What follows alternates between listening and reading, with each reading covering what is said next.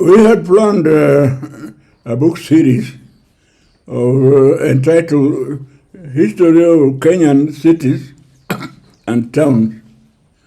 The first book published in that series was Kisumu, 1901 to 201, from an inland port to first millennium city. The series looked at people and events that have shaped the cities and towns, development, and the broader impact they've had on Kenya's history. The second book in the series was History of Nairobi, 1899 to 2012, from a railway camp and supply depot to a world-class African metropolis. MVITA, History of Mombasa, from 12th century to 2022, published in 2023, is the third book in the series. The first two cities were founded by European imperialists who wanted to conquer Africa. They have now been transformed into African cities. Mombasa, on the other hand, was an African ancient city which, through many wars, have been turned into a foreign enclave. It is the history of the betrayal of the founders of Mombasa, that was Swahili. And because of its ancient history, Mombasa poses methodological as well as social problems. One has to rely on archaeological, linguistic, oral tradition, and written sources.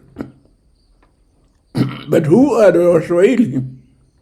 Historical linguists tell us that sometime in the middle of the first millennium AD, the Proto-Sabaki, a subset of the larger northern coastal Bantu, moved north to the area between Tana River in the northeastern Kenya and Webi-Shabelle River in southern Somalia. They were farmers, iron workers, who practiced pot making and fishing. Their language was Kiswahili, which is not a Creole or a pidgin combination of Arabic, Persian, and Bantu elements, as some people suggest. It is a Bantu language, and the Swahili are an African people. Between 1100 and 1500 AD, the 15th century was the peak of development of the Swahili people. They developed urban settlements all along the coast. This is the development which the Portuguese destroyed in the 16th and 17th centuries, a period which saw the decline of many coastal towns. Because of the widespread insecurity on the mainland, many of their communities were moved into coastal zones. Offshore islands offered a relative safety, and it was here that the Swahili culture survived. Mombasa Island developed against this background. Many Swahili settlement ruins can be found all along the coastal line and on the offshore island. They are the visible remains of the Indian Ocean traders from whom the Swahili people descended. What about the Arabs on the coast? In many parts of the world, the spread of education accompanied the spread of Islam. In North and West Africa, many towns developed into major centers of Islamic education. But this did not happen in East Africa, and I think we should ask why. Why is it that the Arabs who came to East Africa up to now were not interested in development education? Then we have the problem of slave trade. In West Africa, for example, many studies have been carried out on the role of Europeans and Americans in this trade. And slavery and the slave trade actually existed on the East Coast. Why the silence? We should define the role of the Arabs in the slave trade, the effect of the trade on the Kenya's history, the effect of its abolition and legacy of its institution in Kenya. Arab rule took many forms, but the most effective one was in 1840 when Said shifted his capital from Muscat to Zanzibar. Mombasa, which was now under Zanzibar, benefited from the Zanzibar economic system, which included development of the caravan trade into the interior of East Africa, encouragement of Indian and merchants and financiers to settle in the dominion, and the development of trade with Western countries, European and American. That was the most effective Arab rule of Mombasa. Now, the religion, particularly Christianity and Islam, have played a major role in the history of Mombasa, which I'm not going to discuss, but discuss in detail in Christian, particularly dealing with the problem of freed slave traders who were imported from Bombay and so on. And Islam also has played a very important role, which we have discussed at length. Just as in the same way, the Kenya-Uganda Railway and the development of Mombasa Port promoted a lot of development in Mombasa, which we have discussed. But with the development of Kenya-Uganda Railway came major changes in land ownership. The British enacted the Land Title Ordinance in November 1908, which included title deeds for the first time for the whole coast. And this caused what can only be described as a land grab. Indian and European capitalists descended on the coast, particularly Mombasa, investing in available land. The Swahili people were disowned, and Mombasa has never recovered from this land grab. When they shared the responsibility between the Arabs and the British, the ruling Mombasa ended, the British took over between 1920 and 1963, Mombasa under British rule. And this is what completed the betrayal of the Swahili. They were completely outside the whole thing. Towards the end of the colonial period, there was the movement for Mombao, which coastal autonomy.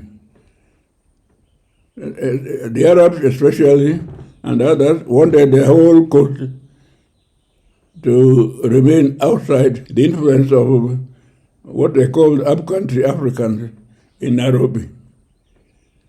Fortunately, what allayed many coastal fears was the introduction of regionalism, which they had feared would happen, and especially when their own son, Ronald Ngala, was elected as the head of the regionalism. And my last comment on the book is what I call Paradise Lost. That we see that between 1863 and 1980, Mombasa was the ideal place for coastal visits and was where all Kenyans took their holiday. Many foreign tourists came, but from 1990s, there began a period of uncertainty, period of violence, and disharmony at the coast. Beach hotels were attacked. Mombasa also began to experience elaborate drug trafficking and poaching, and has never recovered from this. The book asks quite a number of questions, and some of them are not answered. The basis for those questions is raised. For example, this issue of Paradise Lost. Quite a bit of discussion goes on about the drug trade, the drug problem, the drug issues, which still continue until today. A lot of it also goes about the other challenges that Mombasa has had and raises the question that Mombasa used to be a paradise and still can be, but there are a couple of things that still needs to be done. So you'll find a lot of questions of that nature which are raised in the book. Okay, quickly about myself, and then I'll just give a couple more highlights, and then we'll go to the questions and answer is, that's me, Madara Ogot. Right now I work in Ubuntu Internet Alliance in Malawi. I was a DBC for research here at the University of Nairobi, but also for academic affairs at Maseno University. Before that, I taught in a couple of universities in the US, Penn State and Rutgers. A couple of my recent work, writing winning grant proposals, History of Nairobi, Introduction to Engineering, Think, Aspire and Achieve, and History of the University of Nairobi. Okay, these are the 3 books in the series that my dad talked about. History of Kisumu was done by himself at the beginning. Then Nairobi came. This was a major effort to sort of concretize the issue of urban history. Discussions with him and others realized that we write a lot about things that go on in Kenya, but we rarely write about our collective urban history. And the importance of urban history is a lot of the history of the country itself revolved around urban areas within the country. And therefore the idea came to start off with Kisumu, move across to Nairobi, and finally now with Mombasa, which we'll discuss at length. A couple of things that's important when we talk about urban history. It's not just to talk about the history of the city itself, but the impact that that city and its development has had on the country as a whole. Let me just say one thing about Kisumu that many people may not realize. Kisumu was the first international airport in East and Central Africa. It had flights from Cairo to Lake Victoria, Kisumu to South Africa. Okay, so it played a major role when the railway reached that terminus in terms of development of the aviation sector in Kenya. It started in Kisumu, not in Nairobi. Nairobi came later on. So those are some of the examples we mean how a city's history can influence the history elsewhere in the rest of the country. There's a heavy emphasis on what we call reconstructing our visual history. One of the big challenges we have is that we didn't take photographs in the 1800s and the 1900s. We didn't draw a lot of ourselves and what was going on in the 1800s and the 1900s. But there are a lot of images in the late 1800s and early 1900s that were taken by others. If you look outside, there's a lot of pictures of postcards. Those were not taken by Kenyans themselves. They were taken by others, to be used by others. Foreigners would come, visit Kenya or the greater East Africa. They want to write home, wow, so of course it's nice to send a postcard with an image of where I am. And that was the basis of those photographs, not to document what was actually happening at the time. So a big part of this is to try and piece together as much of these visual elements that we can find and weave them into the stories that we're telling. So you're not just reading text, but you're also looking at images as well. That gives life to the text that you have. For example, the history of Mombasa has 241 photographs that are scattered all the way from the earliest ones that we could find up until 2012, when the book ends. It tries also to give a holistic view of these histories. So it doesn't pick an area. A lot of the history we write is either focusing on politics, focusing on infrastructure, focusing on some aspect of culture. But the goal here is to try and give a comprehensive documentation of these areas. So you'll find a lot of the chapters, especially as you move towards the middle of the 1900s, where most of this becomes a little more structured, are divided into the politics and governance that drives everything that we do. A lot of planning and infrastructure that went into place. Sometimes you look at some of the infrastructure there and you go back in the history and say, okay, maybe that's why something is the way it is. The social and cultural elements are key.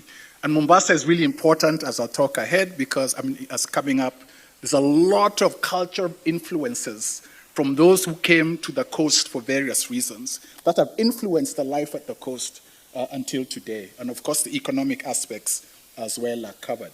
So what I want to try and do is just talk a little bit about the Swahili, not go into a lot of depth, and then just give some highlights from each of those areas to sort of discuss what we're saying. This is something you could talk on for the whole day.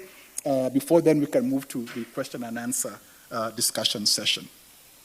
Here's an image of a Swahili well in 1907. Not very clear. The image itself also wasn't very clear. But again, here emphasizing that the Swahili are an African people, despite their long sustained cultural, religious, linguistic, and economic contacts from other maritime people who visited. And they went way back, as you'll see, very early, and all the way back to the 1600s and earlier, when these contacts have been made. So the issue is that despite having all these contacts, they're a well-integrated cultural and linguistic group, even though they have integrated and absorbed elements from different cultures, as indicated above. Here's an example of the Swahili had coastal towns from the 12th century all the way to the 16th century. From historical records, they peaked in terms of their economic power as Swahili coastal towns in the 16th century.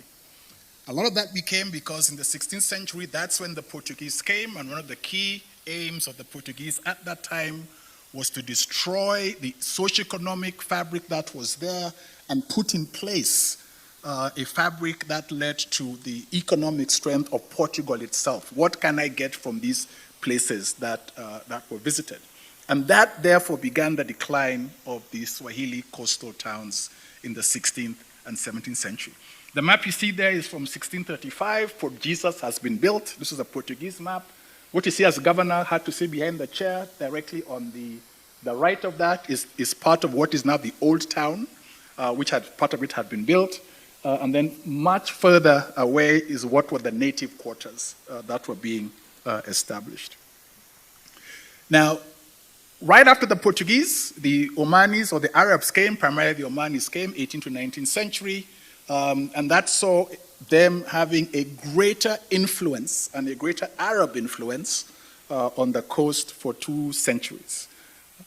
This is also the time when they managed to drive the Portuguese out and began to establish rule within the coastal region. I keep referring to the coastal region because Mombasa was just one of the coastal towns. And normally when these invasions came, they were not invading a single town, but all the towns along the eastern seaboard of Africa. That's why I keep referring to the coastal region. So let me just dive into a few little snippets when I talk about how the book is structured, to give an example of some of the things that you can find within. So for example, when you look at politics and governance, in addition to talking about some of the structure, politics and governance that exists in Mombasa, we also highlight some notable figures, good or bad, but that had a significant influence on how the town evolved. Ali bin Salim was a Liwali in Mombasa. The Liwalis were the representatives of the Sultan of Zanzibar at the time. They were recognized by the British when the British came. The British ruled through them to a large extent, even though over time their powers were gradually degraded until they merely became figureheads. Now, why Ali bin Salim is a notable figure? He was there for quite a period of time. He had significant good rapport with the British at the beginning, but he was there when the Mombasa land grab started to occur. And this is basically when title deeds were introduced, which were not there before. And in that process and confusion, a lot of land ended up in quote-unquote foreign hands, and that they became the legal owners. Now, Ali bin Salim was one of the people who were acting as adjudicators when there's a dispute. And the record shows that more often than not, he would favor foreigners over locals if there was a dispute on ownership of land. Another notable figure, Ron Ongala, not a Swahili but a Giriama. He came to national prominence and was a very strong advocate for the coast leading up to independence and after independence as well. As my dad mentioned also in the presentation, there was a whole, right leading up to independence, the whole movement for Mwambao. Mwambao was that the coast should remain separate from the rest of Kenya. He was one of the strong proponents of this with Francis Khamis, but they later on shifted their position when then KANU under Kenyatta agreed that regionalism would be part of the independence constitution, which means that regions will be able to determine their destiny. For those who may not know, that lasted for all of, anybody know? How long did regionalism last? 1963 to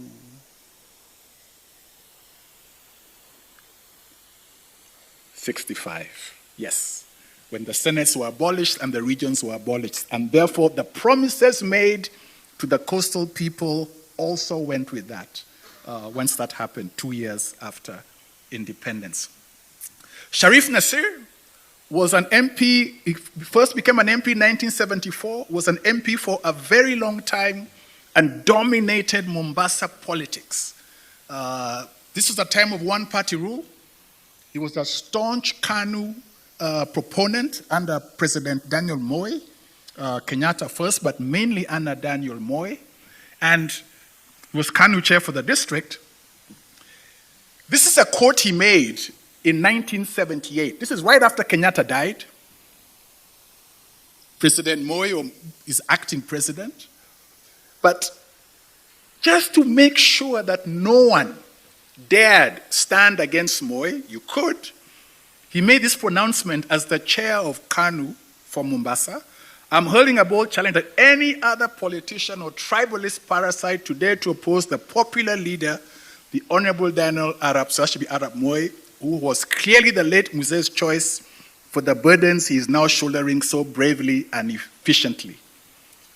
This public statement pretty much guaranteed that President Moi became president unopposed.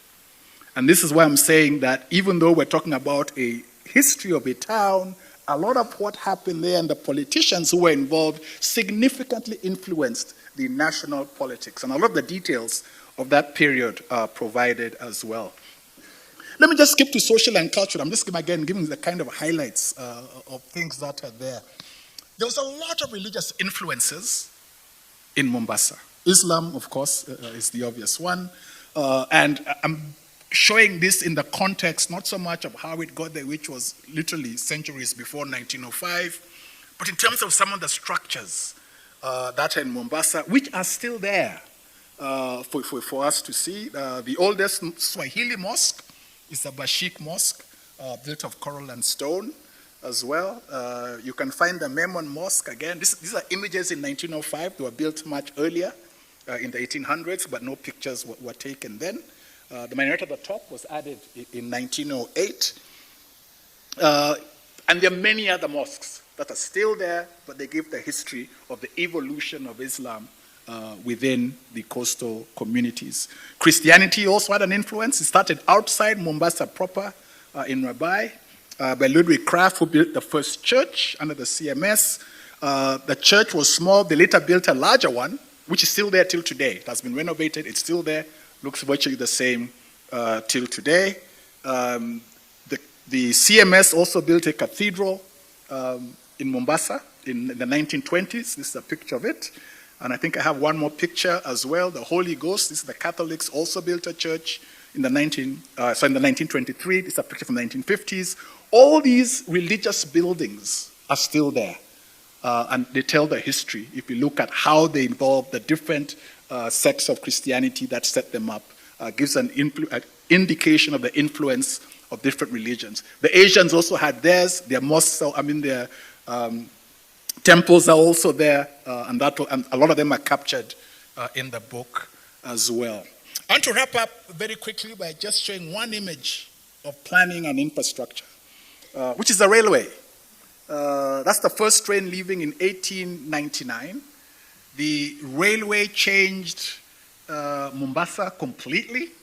It ensured that the shipping moved from the old harbor to the new harbor, Kilindini, because it needed to be able to take up more capacity. It's because of the railway that we have Nairobi. Nairobi was simply a convenient stopping point for the railway. And it's because of the railway that we have Kisumu. It was the ideal end point for the railway. So again, you find that this one piece of physical infrastructure determined where two of our major cities are, and also significantly influenced the infrastructure and the infrastructure development that was there in Mombasa. And a lot of this is captured all the way from the beginning of the railway and how it has developed all the way to 2012. The same applies to the port, how that has developed from the beginning all the way to 2012. We do a lot about the economics as well. I'm not going to highlight any of those, so I don't also talk too long.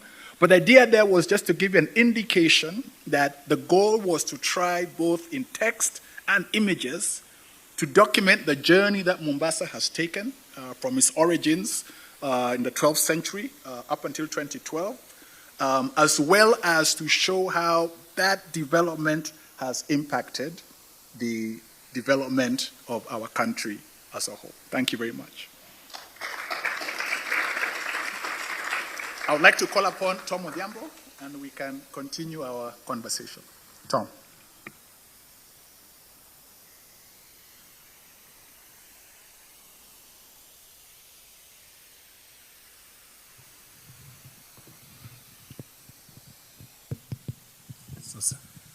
Yes, good evening, everybody.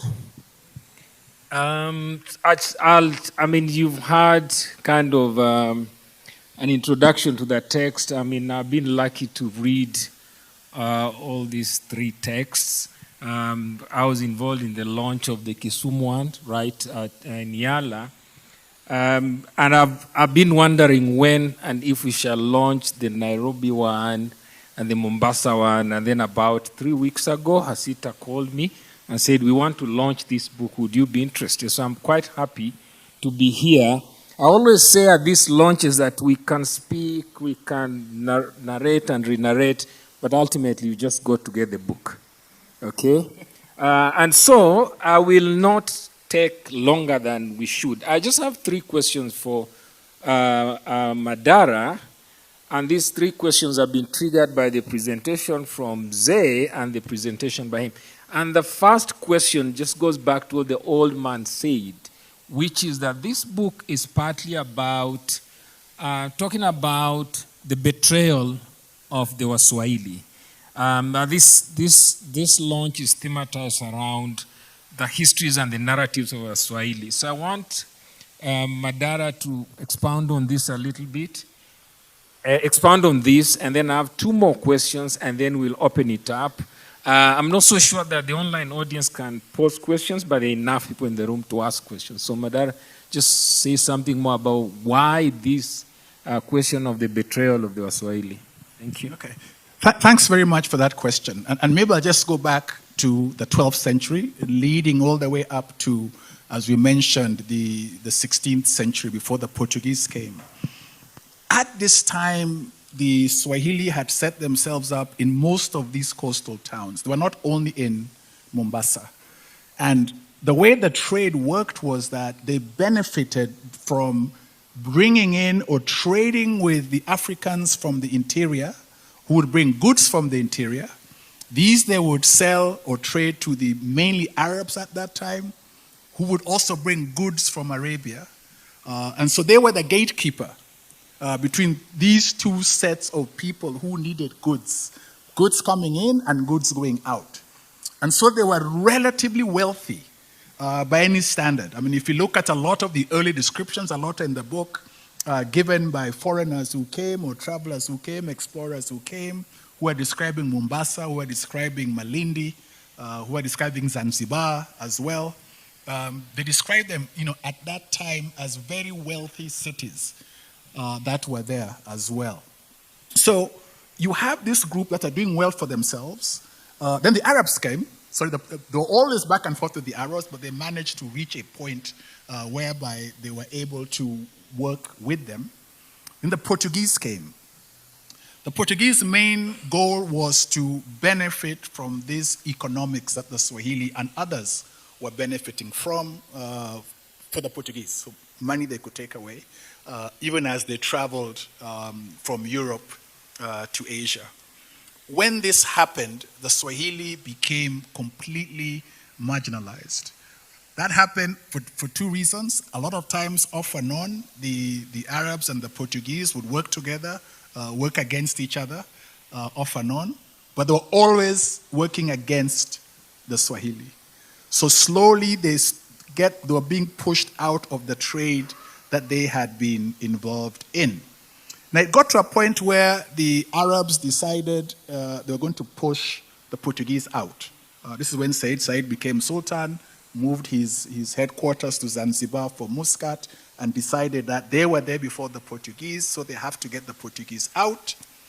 But in doing so, they worked with the Swahili to be able to do that and get the Portuguese out.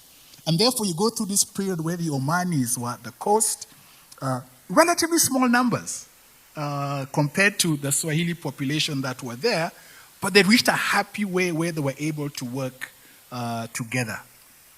The British came. At that point, the British made a decision that they would work with the Liwalis, the Arabs who were representing the Sultan. I'll stick to Mombasa. And this is now the point where they completely ostracized the Swahili.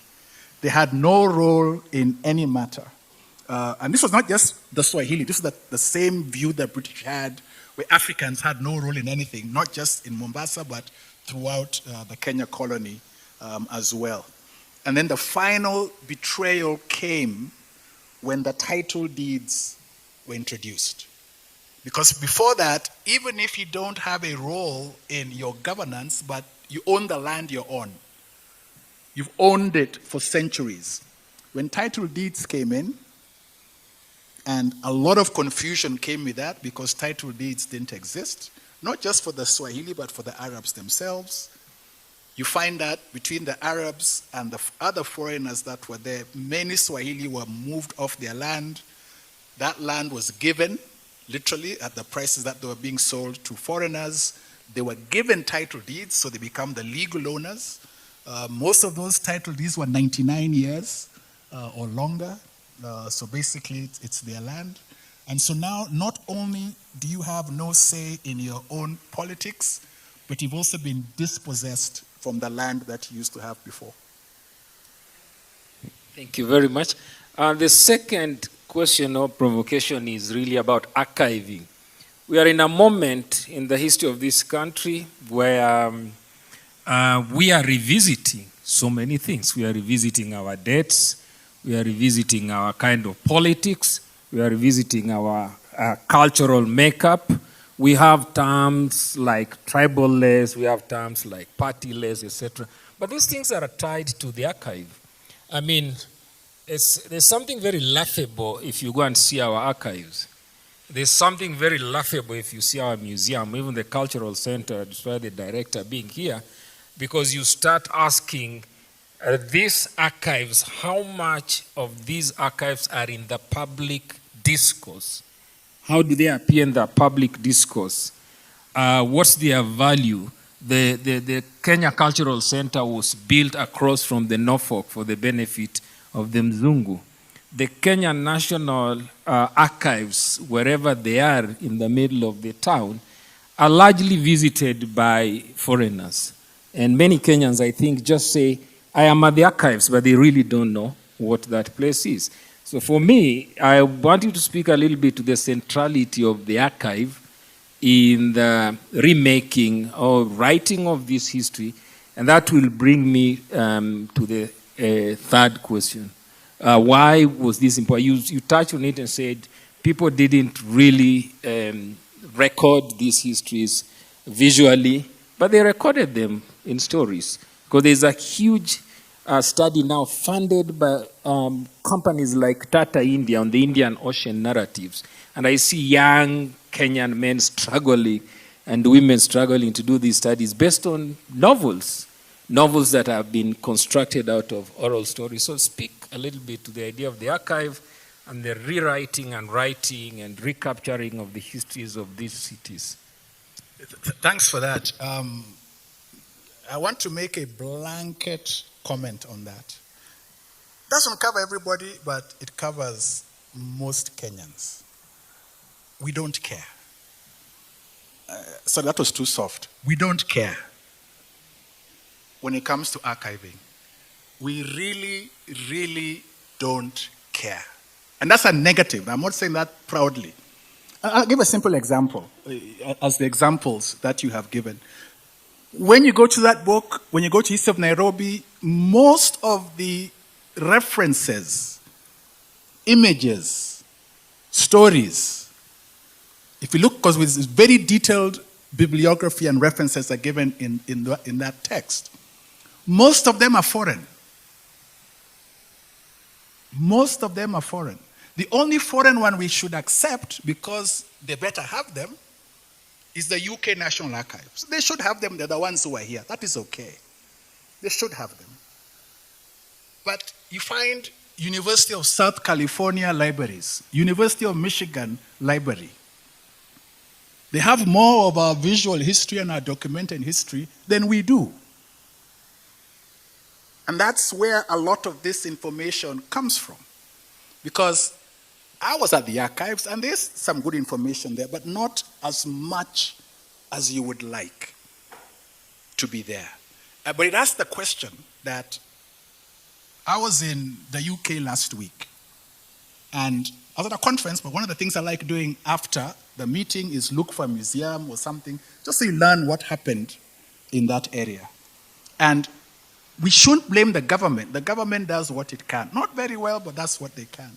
But there were so many little museums of different things that were private museums, set up by foundations, set up by families of somebody they believe is famous enough to have a museum. So they probably, a lot of them is, so-and-so lived here. So-and-so, something major happened in this house. That house is a museum. And you go there and all the records are there of what happened there. If you look here in Kenya, where are they? Yet we have so many famous people. Famous to me is somebody who has influenced our history. But you don't find them. So again, I go back to that. We are not serious about the process of archiving. And that's why it is very difficult to find our own records that are there. Maybe I can just end that with just one quick comment as well, because this only happened last week. To go back to the point you're making. I come from a small village in Western Kenya called Yala, where my dad is now. And they had a very famous chief. This is a British chief, a British appointed chief, not a traditional chief, called Odera Kango. Odera Kango is famous because in the very early 1900s, after visiting Uganda, he came back. He saw good religion, good education in Uganda, and said, my people will have it. And so he's known for building, with government approval, colonial government approval, a prison, where if you don't take your child to schools that they have built, you're publicly caned and locked up for a few days in the prison. Now, that may all sound well and good, but what happened is that our constituency or area has very many schools. Most of them were built in the early 1900s, 1910, 1920, primary school mainly. That's only where black kids could go and so on. Now, the point of my story is this. The only image that existed of Odera Kango that everybody agreed on was a hand sketch. That this is him. Everybody agreed. No one had a photograph. And one photograph that pops up, if you Google Odera Kango, there's a photo there. It's not him. I can confirm that. Last week, we found him. And I'll tell you how we found him. We said, if you look back at that time, there are many pictures that were taken of chiefs. Just generic pictures. When Winston Churchill came, his book, My Journey, African Journey, has chiefs posing.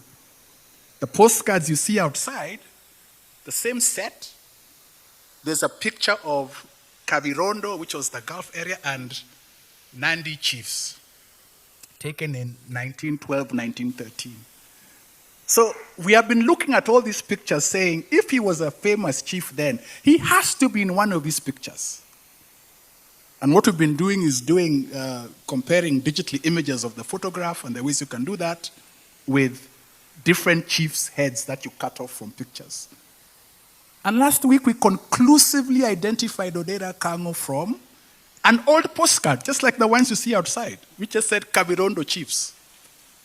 So the point I'm making is, if we were spending more effort doing this as Kenyans, then all these chiefs we talk about and our ethnic rulers we talk about, who we don't have pictures of, but we kind of have an idea where they were, what they were doing, and pictures were being taken where they were, it is possible to start identifying different things that we have not identified before. But see, that's only possible if somebody has archived these images. Lucky for us, these postcards are archived by somebody else and made publicly available so that we can use them. But we don't archive them ourselves.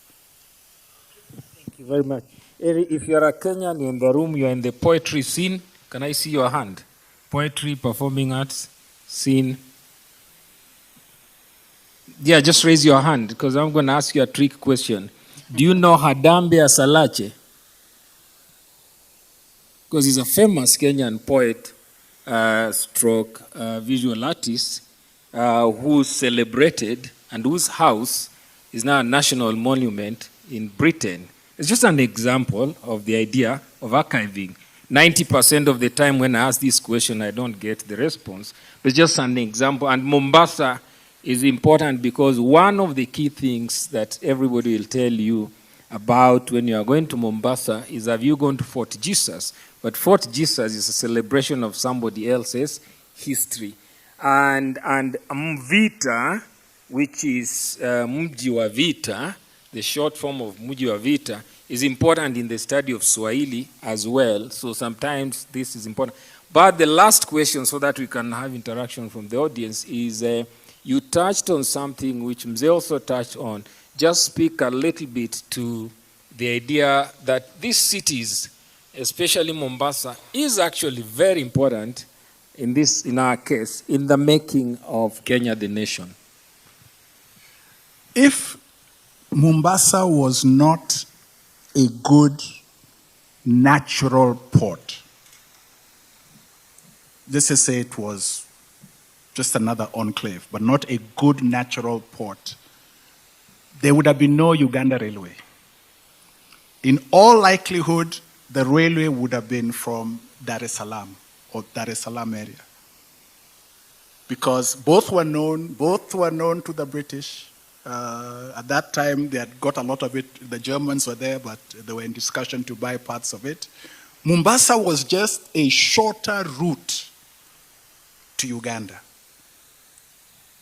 Both were options. So it just shows that, one, A, it was a natural port.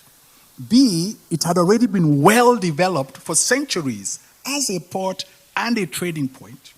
And the railway made it easy to follow what were trading routes that had been followed to Uganda and beyond Uganda for centuries.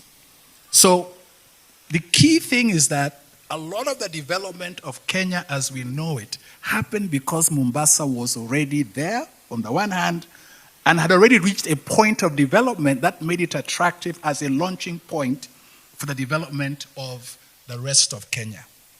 Also key is that Mombasa was also a key launching point for the British for the elimination of the slave trade. And my dad mentioned that quite a bit, because whenever we talk about the slave trade, we tend to focus on slave trade from the western part of Africa to the Americas to Europe. But there's also a slave trade, a significant slave trade on the eastern part of Africa.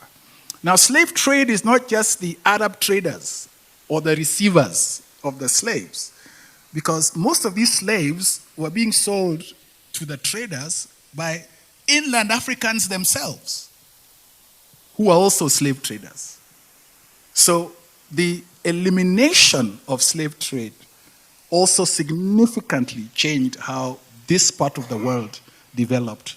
If the slave trade was still going on or had not been able to stop. But again, Mombasa, and leveraging on Mombasa with your Mani Arabs was key to that development as well. Thank you very much. I want to open it up. I hope there's a roving mic for questions the public. It's just amazing for people who are here and young, the Gen Zs. Madara Ogot here is a classic example of what you would call a holistic system of education. He's a man who spends a lot of his time doing work in engineering, but he's speaking here in a manner that very few Kenyan historians would. Now, I don't want to say that's because of the dad, but it's just because of sheer curiosity. It amazed me when I started reading the books and I found that he did a lot more work in terms of collecting the photographs and doing the archival work compared to his first. So can I open it up to the audience? Anybody was a question to ask, a point to raise? There is a hand there. The next one. Oh, okay, you can speak. Good evening. When Mzee was speaking, Prof, and Professor Madara, something I think I scratched myself. I'm one person who grew up in Mombasa. I'm one person who has a lot of historical background about Mombasa. And the most unfortunate thing most historians tend to ignore about the history of the coastal strip, starting from Durban, for example, all the way to Shungwaya, is the people who used to live there. For example, if you happen to be in Sofala in Mozambique, they talk about Swahilis. And there are Swahilis in Sofala. And some of us who did history, early history, not the civic they are teaching today, which is also causing us a lot of problems. They were the Portuguese traveling all the way from Ghana, Kilwa, Sofala. That history is there. And my namesake, Tom, complained that we don't know how to archive. But the reality is some of the things we used to keep for ourselves, for example, the Vigango among the Mijikenda, for example, was stolen from us and taken to Europe, for instance. There is a history which most of us tend to ignore because we were influenced by the British. For example, the presence of the Germans in Mombasa, for instance. I grew up swimming in Portrees, where there was a German ship which had been sunk those days. We talk about the ship in Lake Victoria. Tanzanians, they talk about it. As we don't talk about the ship which was sunk in Portrees. We are not talking about the hotels and the fort. We only concentrate on Fort Jesus. But I grew up seeing a fort which had cannons when I was young, where closer to where the SGR station is today. And nobody documents that, for example. So we may blame the same Tom who is telling us not to archive, yet we did. So, for you who is in history by default, maybe you are sitting from a vantage point. Mzee was a historian, he did a lot of things, teaching a lot of us. What are you doing to compile that history, the coastal history, architecture, the language itself? We don't mention that Chinese were there too. The Persians were there too. But what the British told us was good, we followed biblically. Speaking Kiswahili in class, we were punished. Why don't you bring that out? Where we were made to believe that Swahili was a language that had no use, it was not important. Yet if I go to Nampula today in Mozambique, I find the Makuas speaking Swahili, and it's never documented. So what project do you have? Because this book I see later maybe we'll need to rewrite or re-edit, I don't know. A friend of mine seated here wanted to know when the tasks were constructed in Mombasa and why they were there. For example, I don't know, I've not read your book, The Baobabs We See in Mamangina Drive. Yes, I was almost speaking in French. Do people know why those baobab trees are there? In short, I stop there. Thanks. That's a very, very valid comment. And I'm happy that our discussion invokes those kind of comments. But just to touch on a little bit of what you said, looking at the Swahili all the way along the coast is covered very briefly at the beginning. If you look at the first chapter and the second chapter, Mombasa is just one of the coastal towns.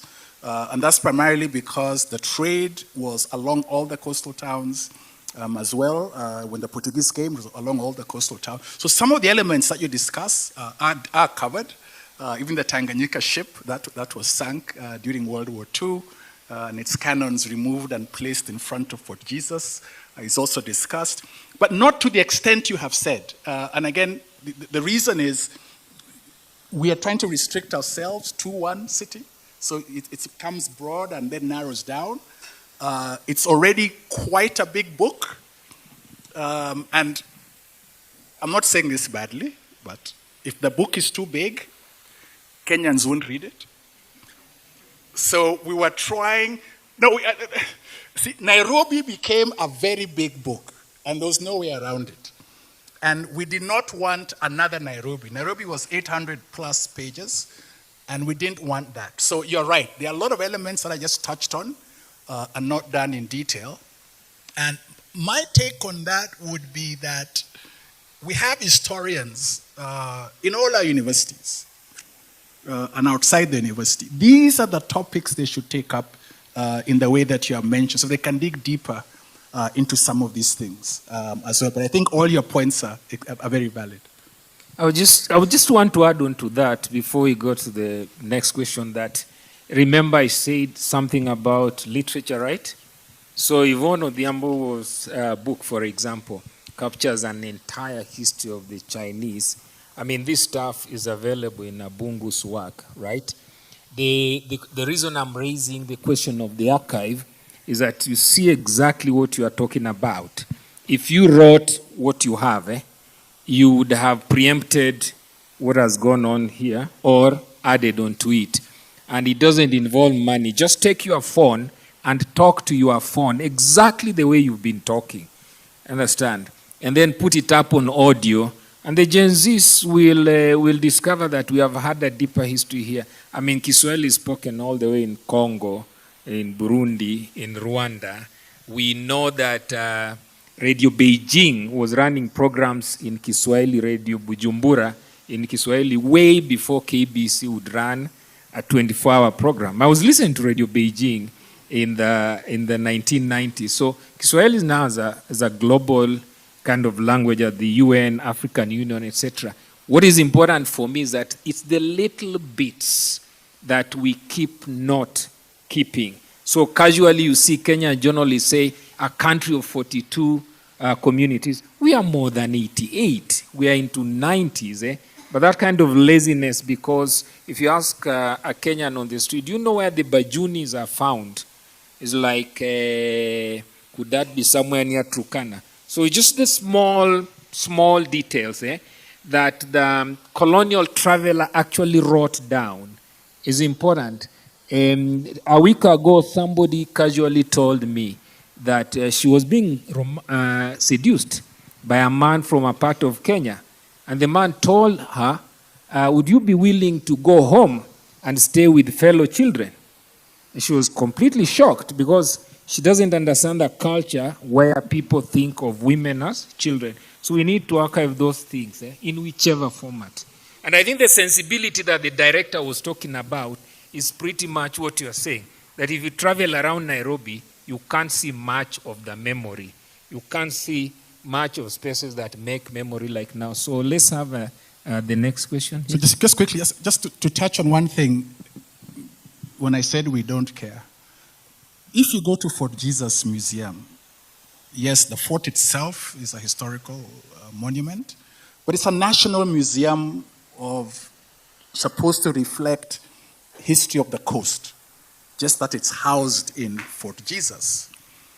We were there last year, just to go through it, just to see if our views are still accurate. And you find the Portuguese, thank you very much, put money in to renovate the place. Fantastic, we say thank you. The Arabs, I'll put it broadly because the different countries have contributed. But these have mainly been to set up exhibits of their history at the coast. So if you walk through the whole of Fort Jesus and you don't have a guide, you would not know the Swahili were ever there. Because there's absolutely nothing that talks about the Swahili, yet it is a national museum at the coast. So your point is even more emphasized by that. Good evening. First of all, I would like to thank you for your wonderful book and the wonderful series, so congratulations for it. My name is Dr. Clelia Corrett. I'm a historian, and I did my PhD on the Witu Sultanate with the National Museums of Kenya affiliated, so I am particularly interested by your work. And about Witu, and someone was mentioning the German presence. Witu was a German protectorate for 5 years at the end of the 19th century, and I'm not sure it is well known, so I think it can be known more. But I mean, we are talking a lot about the strangers, the foreigners, Arabs, Portuguese, Persians, Germans, but we should talk more also about the Swahili themselves and the sultans and the other populations living in the Swahili coast. So it is also very important to raise all this diversity. And I think your book is going in that direction. I just have a question about a bit historiographical one, but we are in the time of the colonial studies, the colonial knowledge. So I was wondering how you place yourself and your book in this kind of knowledge, of new knowledge, if it is also the purpose of the book and the series to reach this kind of the colonial studies, or maybe it's not the purpose. And maybe about the sources you use. I did not read the whole book. Not the time. I did not find the time for it. But I was looking at the sources, and I saw the colonial archives, the missionaries for the ancient period. But then, why didn't you use maybe oral interviews, oral local traditions, chronicles?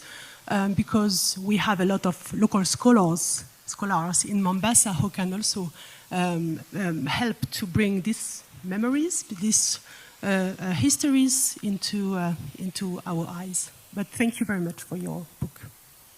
Okay. Thanks for that. Maybe I'll start with the second question in terms of interviews of primary data at the beginning. The three books, and I'll combine them, the question with the thinking behind the series. The thinking behind the series is primarily to document what is already available but scattered all over the place, in addition to maybe if there are connections that can be made, then those connections are made. It is meant to begin the conversation. They are not written as academic texts per se. And that's why you see them touching on, whether I'm looking from the politics or governance or social and cultural or infrastructure. They are meant more for general reading. And the idea is that I was born in 1964. So I was born 1 year after independence. And because my parents were born before independence, then just talking to them, and this is anybody born during that period, you know a lot about what happened at that time because you were living it and your parents were discussing it. Nowadays, I'm still teaching the university as well, and students are born in the 2000 and something. They don't know that because their parents were also born after independence.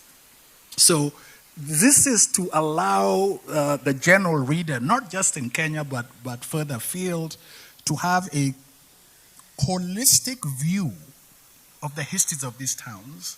And that's why, as my dad mentioned, many questions are raised that can be further investigated. Many references are given so that in any particular topic, if you want to read more, you go to the reference and read more. And so, yeah, so it's not they're not really for an academic audience in that sense. They're more for the general audience to be able to learn our history of the three towns. There's a hand here, sir, and the hand there, and the third one, and the fourth. And where's the fifth? First, second, third, fourth. Where's the fifth? Fifth at the end there. And I think we'll carry on the rest of the conversation at the cocktail. Yes, sir. Tom, will you allow me to stand, please? Please stand, yes, so that we can see you, yes. you know. My name is Georgia Bungu. I used to work for the museum many years ago. So I know that she was a young girl during that time when she was working in MVITA. I know quite a number of George, faces. just make sure that you do the 360 so that people see you properly. Because your name is more known as an archival name than many people don't know you. Okay, my name is Georgia Bungu. I'm Emeritus Director General of National Museums of Kenya, or former director. I don't like the word former, it's as if the late. Okay, and I am an archaeologist. I grew up in my studies at the coast. I've been involved with coastal archaeology for the last 40 years also, so I'm not as young as you think I am. My wife here, Ambassador Filipeto, Lisa. I'm very, very touched listening both to you and Professor Ogot, the two Ogots. Madara, you are on the engineering side, but the way you are explaining these things is absolutely, you know, you're looking from maybe because of the university background, of course. So you're giving it that a critical thinking. To see Mzee going to 95 and with such clear mind of what he is doing, it's very impressive. And your last statement that this is meant for the general reading, even for the academicians, it is, for me, very important. And for me, I'm happy because you're not saying that you are providing a solution for the history of Mombasa and everything. And some of us can be able to start from an archaeological point of view, start saying that maybe you should think about the Swahili origins, not being in the 12th century, but you know, you find Swahili towns from the 7th century, and we have excavated many of those. If you look at places like Shanga, Manda, and all those other places, 7th, 8th century, you have Swahili settlements. And, you know, Sofala, he's talking about Nampula, Sofala, all that area up to Somalia is land of the Swahili. And I think that because you are talking about MVITA, the land of the war and struggles, I think that you've really covered critical things.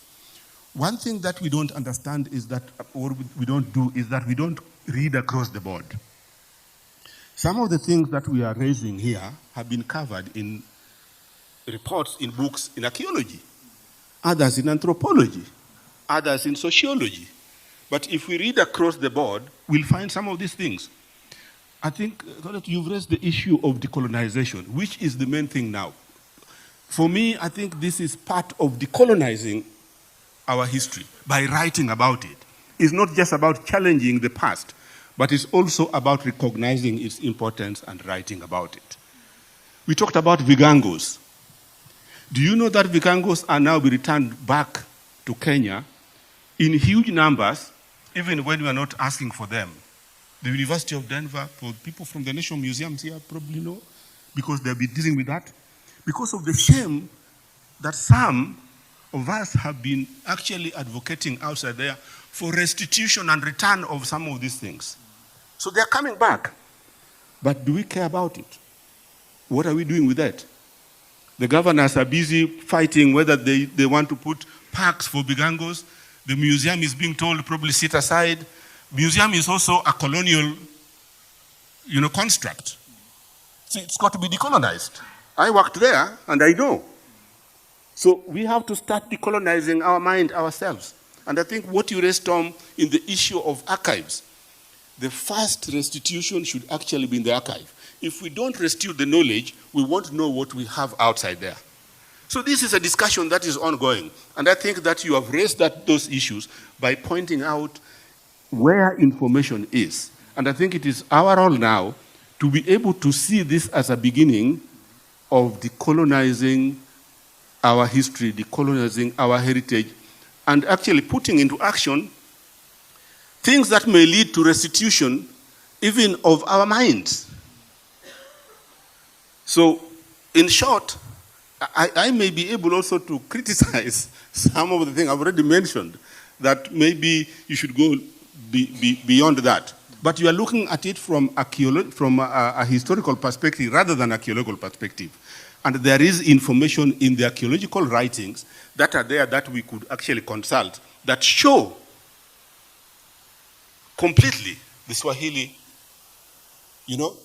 as Africans, and have got origins much earlier than what we've talked about, and that we can be able to develop on that. So I just want to thank you, and also to express my thanks to Mzee that he may continue producing this knowledge as part of his contribution. I think he's already given enough, but the fact that at 95 he can still be able to take a pen and a paper and write, I think for me is extremely important. And we have a home in Kwale, somewhere in Golini. If you really want to come and see a library and archive, which is probably even better than what you have at the university here, come home. We have built one. It's not big, but it is very, very, very well-stocked library with the books that any student of archaeology or history would be able to, and it is free. You can come and read. So some are doing some work. Don't worry. Just come and we will share. Let me stop there. I've talked too much. Emeritus, are you inviting all of us to your house? You are welcome. You are welcome to our place. Thank you very much. Thank you very much. Yeah, thank you very much. Thank you.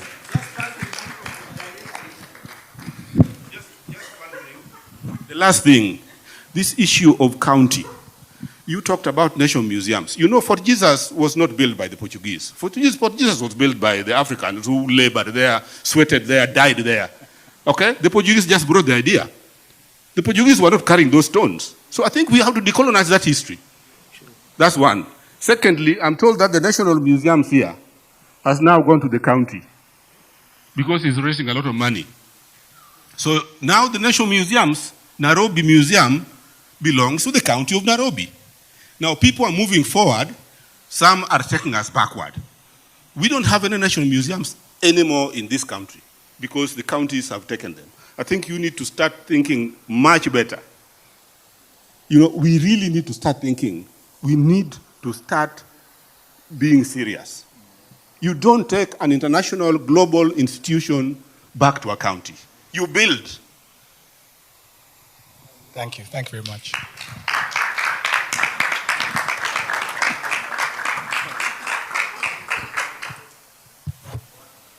My name is David Were. I read history as a hobby, and I'm a lover of geography. I grew up in Mombasa. My hometown is Busia. So back in the day, traveling via bus from Mombasa to Busia, there are some observations I made. Towns in Kenya along that stretch, that if you are traveling by road, they are spaced in an interval of, I would say, 1 hour or 2 hours. You can't drive at least a duration of 1 hour or 2 hours without meeting either at small town, small sort of trading center, which brought me to start digging deeper. Why is this so? So when we look at the history we learned in school, we were told that, of course, it's a historical fact. The British built the railway line. But again, questions arose. How did they decide which route to take? And I believe, and that's why I'm here actually to ask, the route from Mombasa goes all the way up to, I think, Jinja. Of course, the whole of the northern corridor as we know it today. Historically, we were also taught about the long-distance traders who will carry goods from Mombasa to the interior of Kenya and beyond. So mine is a question. Now, with this series on the historicity of these cities or towns in Kenya, we've done Nairobi, and I still hear the talking point of Nairobi being developed as a result of the railway. And I will still ask, is the question I'm posing, this route from Mombasa to Jinja or to Kampala, I've even rode bikes, long distance bikes from Busia up to Soroti, Mbale. Still, it's the same characteristic. After every 2 hours, 1 hour, there's a major town or a shopping center. So this is the question I'm asking. These routes were there. They predate the arrival of the British. So, as we know them today, the assumption is that the British came, they built the railway from Mombasa to Kisumu. And I would still ask, were they following the existing route which Africans had already developed by doing trade amongst themselves? Thank you. Thanks. The answer is actually found in your last comment. It's a combination of both, where these towns are located. When you look at that 2-hour gap, I'll just use your timing between towns. And remember, these were traders on foot. So all these caravans had to rest in places. That is one.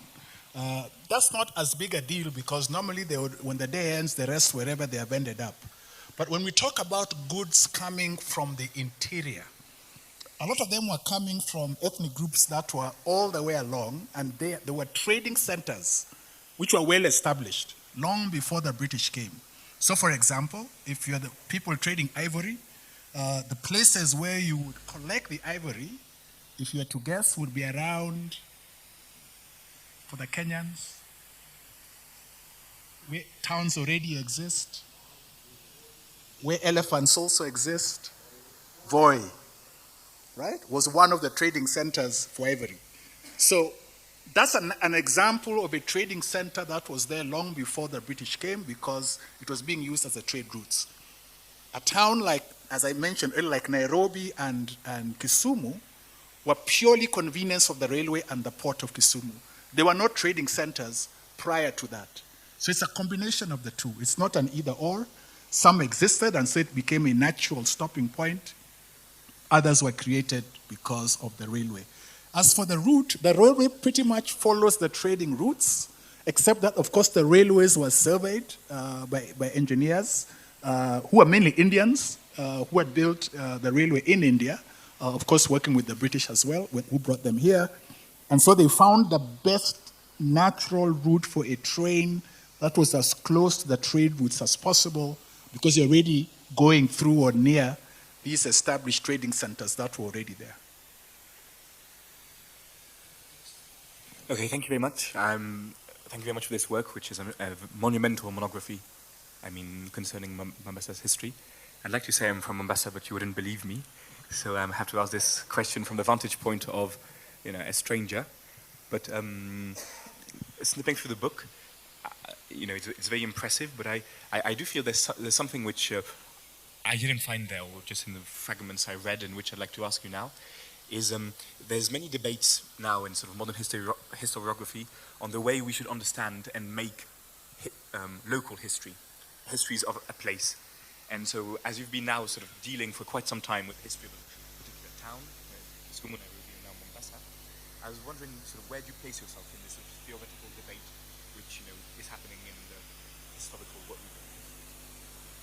historian's world, between this sort of the traditional concept of local history, which is inherited mostly by the Germans of the Landgeschichte, and then a more sort of modern one, which talk sees, the local point as a sort of laboratory to sort of understand, more general things, more general tensions or, escapes representing what was happening at the time. So how do you situate yourself between this debate on, and because I think Mombasa is a rather sort of fascinating example of this sort of tension which we have on one side of seeing it from the transnational point of view, and on the other side of replacing it in the very sort of concrete local relationships which it had, and which is the whole sort of historiographical question of how do we understand this work in the. So how do you situate yourself in the debate on local history? To be honest, I don't know where it sits exactly, and the reason is that neither of those schools of thought were taken into consideration specifically. But what was taken into consideration, so it may lean more towards the local coming out, was to look at the local history first and see how that impacted around it, and not the other way around. But as you go to the book, you'll find that's not always the case. So for example, when you're looking at the early years, there's more historical record of the outsiders coming in and what they observed than there are of local records. And so it leans more towards that direction. But of course, as we get more towards the written record of our own history, then it swings the other way. So that was not a conscious thought either way, and I think you'll get elements of both within the text.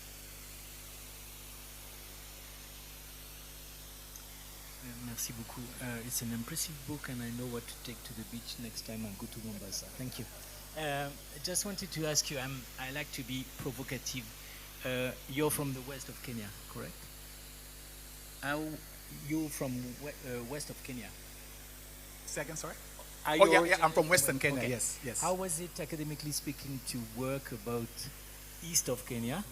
Is it complicated? Is it easy? Do you think that there's some colleagues that were not very happy that you take this role of historian of Mombasa? And finally, I would like to know how I can book this flight at 240 shilling one way, like Kenya Airways, which is in your book. Okay, how is this taken? I guess both my dad and I are lucky in the sense that we don't care about those views. And I'm not saying that in a bad way. I'm saying that in the sense that I'm writing your history and you're offended. My answer to you is write your own history, then I don't have to write it. Right? And because if you've written it, then there's no need to write it. But moving away from that, and more important is, we are Kenyans. And you should be able to write about anything you want about Kenya without worrying about where you sit. Because, yes, I'm a Luo from Yala, as I mentioned before. But that is one would argue, by association only. I'm an urban person. I was born in Kampala. I grew up in Nairobi. I went to school in college in the US. So what am I? Right? So you get where I'm coming from. So you get a more world view that at the end of the day, we are Kenyans. And anybody should write about what they feel a passion to write about, especially because it is not being written. Yes, we have done these three. There are many questions being raised. There are many gaps. It's not the whole story. It would be nice if somebody says, wow, let me write about Nakuru.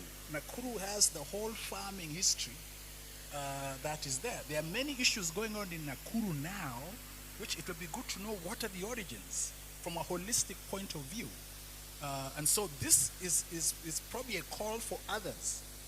My dad said, we are upgrading, if you can upgrade a book, Kisumu, to be at the level of these ones. It should be out by, God willing, next year, 2025. And then he said now he's done writing. He wants to read for others, what others have written. So I think your point is a good one. Others should now take up the call and write about what they are passionate about. The passion in these books is not the communities. right?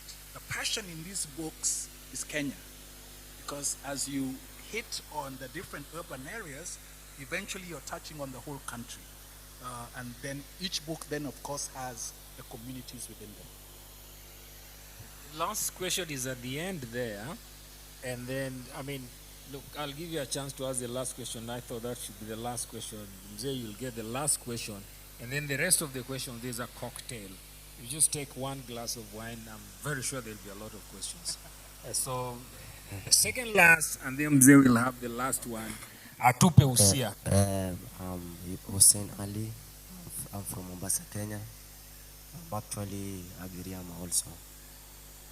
My question is the order of the book. What's your take in accordance to the Swahili language? Because as you can see, the Swahili is almost dying and English has taken it over. So what's your take? Because in fact, I thought that that book you could have written it in Kiswahili so that it can embrace us. It can embrace the Swahili culture. Why are we copying things from this other, from the West? That's the thing. Also to add on, what's your take on women, the women empowerment also? Because in our land, we have Mekatililo Amenza. I also hope it is in that book. It is in that book, the author. Another thing, the last thing, Mr. Anan. What's your take about this, now about the communities? The Digo, the Giriama, where the Mijitisa, and the Pokomo, we have the Taita. What this history, is it contained in that your book? Is the history there about these communities?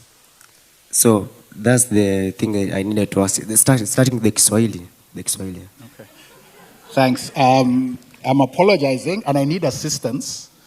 Your voice is very low, and I can't hear low tones. So maybe if I just the first assist. one is why is the book in English and not Swahili? Oh.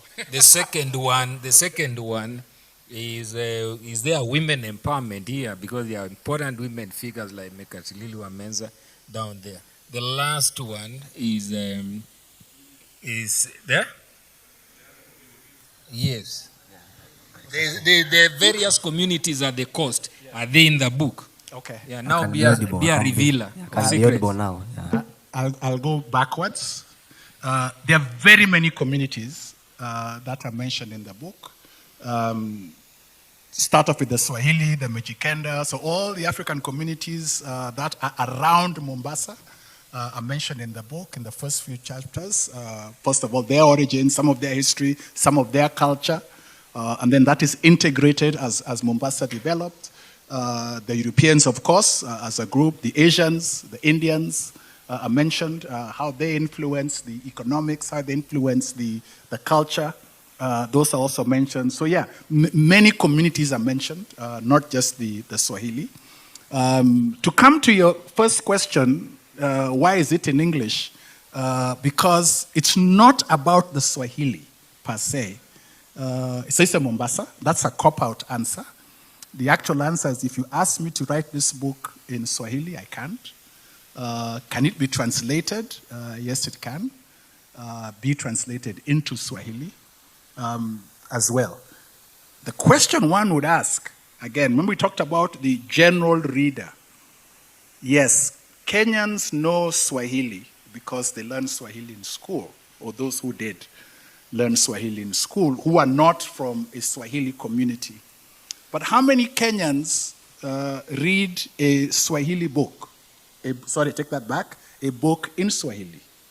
That is part one. But to me, thank you very much. I don't, because I can't. I wish I could. But the bigger answer to your question is that the goal is that the book is read well beyond those who speak Swahili, so that the language most widely spoken is probably English, maybe Chinese, because there are many, but it's probably English, so that the book also has a wider audience than just those who can only speak Swahili. I know those are very many cop-out answers, but the book itself at some point can be translated into Swahili. Mwenye tafsiri kitabu bwana. Mzee basi. Neno la mwisho kutoka kwako. Asante sana. Thank you for giving me an opportunity to raise my views. First and foremost, we have discussed a lot. We need to call some sessions here. The discussions is quite deep, interesting, and questionable also. So in regard to the artifacts being stolen, if I was a British English, not a British Scottish or British Irish or British Wales, and there was a colony here of British. So on regard the artifacts, it needs deep consideration, views, and why the artifacts were taken. Suppose if I was a British English, taken the artifact from East Africa, not only Kenya. Those artifacts meant a lot of deep understanding and investigation. Some artifacts were used for witchcraft, others for possessing evil or devil, for various reasons. So it needs to be researched. And if I was a thief, I would have, what does thief do? Steal something and sell to the third party. And he has whisked away. But if colonials took our artifacts and kept in a museum, that is not a theft according to my understanding. And it is happening even in the families. The generations old artifacts from some person in the family takes that history and sells it at a meager price. The history is gone. I have got a question on regard of writing the books on Mombasa, why not East Africa? And the journeys before British came in. The voyages had been taking place since time immemorial. We have to see about those history and get into it, why it is not happening. And people, most of the people have died retaining the history because they don't have another. In all this, history never to be written. It used to be told, generation to generation, generation to generation. So how we will dig this history to come to reality? Then come the independence, pre-colonization and post-independence. What happened, those people who had maintained and retained the history, became an occasion, people are not allowed to talk anything more than what they had retained. Another thing, why people remain oppressed till to date. There is slavery within the community. There is slavery within the family. We don't know, but it is happening. And to kill a person, I'll ask all the people, respective people who are here, to kill a person while alive, it takes very easy. Make that person remain illiterate. You could not use the word pauper, but destitute, yeah, and in captivity. It doesn't get chance to move forward. And that person has got a history, it's retained, but he has no opportunity to express the history to anybody. That's why how can we dig in the history to the reality of the facts? Yeah? During the savage times in the Near East, in the Middle East, the people, we have gone, human beings are very cruel. So there were some tribes, they never wanted a female sex to born in the family. And that is God's creation. So there was a history, the daughter loved the parents so much to an extent, beyond mother. She was so attached to the father, but to him it was a humiliation, being a female. Let me take you for a spinning, then we are coming back home. What he did, took to the farthest water well, and pushed the, come, I show you something interesting, pushed. So, the kid kept on crying. Father, I'm dying, I'm drowning, and the voice disappeared. That was a point to keep the how savage people are. What people did? Buried that well, and we call of the history and forget it. So this is one of the example which is happening, that people bury the history. the reality, the truth. We are very good at accusing the colonialists. Why they came, the reason. Suppose we in the family, we are fighting within the siblings to an extent, to the extended family. What will one bright person do? Go to the neighbor. Listen, your neighbors do something. Our family will soon vanish. And that person is a principal who is a neighbor, intervenes, and finally is accused. They are taking advantage of our family. You want to finish it up. What will that neighbor think about him or herself? So these are the questions we need to have sitting. And I'm asking again, how can we recall the forgotten history and the buried history to come to the reality of the fact? Thank you. Thank you so much for a lot of those questions. I would say philosophical questions. Tom, I'm going to reverse roles here and ask you to chip in on that, because this is now more your area. This is now at the philosophical level. Some of those are very deep questions. There's only one I would like to touch on, which is this issue of blaming colonialists you mentioned for a lot of our problems. Colonialism happened. It's a reality. Get over it. We just need to, because it happened. We can't go back in history. But when you look at both this book and the Nairobi book, which talks a lot about the politics and governance of the two cities and by extension of the country, you find that most of the problems we face today are of our own making, have nothing to do with colonialism. And I think documenting some of these events, especially when you go over a long period of time with a bit of detail, then people can actually see, okay, that is happening because this happened in the 70s, this happened in the 80s. The Nairobi one is scary, if I can just make one comment, because there are many things we talk about, Nairobi not working now, this not working, that not working. If you go back to the 80s, we were saying the same thing, we solved it, we went back again. You go back to the 90s, the same thing. So you see we go through these cycles. But the challenge is, we never read backwards. So we're always looking forward as if this is a brand new problem our urban areas are experiencing, yet these were experienced 20 years ago, 40 years ago. Solutions were done, and we go back to almost like a reset back to the same problem. Maybe a quick response from me. It's nothing philosophical, is that we probably need to start thinking like children. Children don't censor things. They talk, they fight, they reconcile, they fight, they reconcile, they resolve their problem in a day. That's one way of thinking about it. The other way of thinking about it is that there are some Christian principles that are very interesting. That if you fight during the day and you're living together, don't sleep without resolving that crisis. I just want to say something about why the archive is important. I went to the National Archives in the year of the Lord 2001. I'd come here, I was studying the spread of Drum magazine in East Africa. And I went to the National Archive. And somebody was willing to sell me the 3 copies of the original Drum magazine that had come from Durban into Nairobi. So I asked him, but once you sell me, what about the next guy who comes? And he said, well, we'll see about it. But on that particular day, as I was waiting for this guy to get the copy, I went and just was looking around, and there was somebody who was reading a huge volume of a text.